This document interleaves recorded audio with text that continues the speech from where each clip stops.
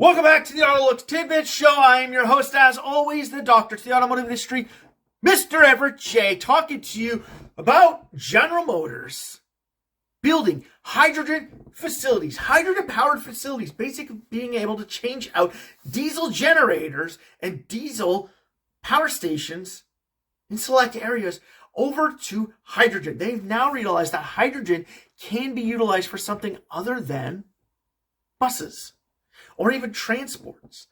Now, hydrogen does have its benefits over electricity. And why?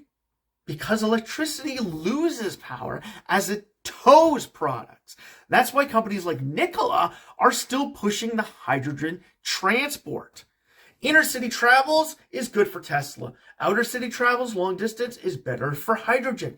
General Motors is now seeing this with building hydrogen plants to even power their electric vehicles. Now, this follows in suit with companies like Toyota and Hyundai who are already producing hydrogen vehicles. Hell, maybe General Motors is going to be waking up and saying, let's not put all of our eggs into one basket of electricity and move it into two areas that could possibly be the sustainable power sources of the future. Hydrogen still has a place, even though it's not as clean as electricity yet. It is starting to get there. Just remember, electricity wasn't as great as it is now when the original Tesla Roadster came out. So think about how far hydrogen will be at the end of this decade.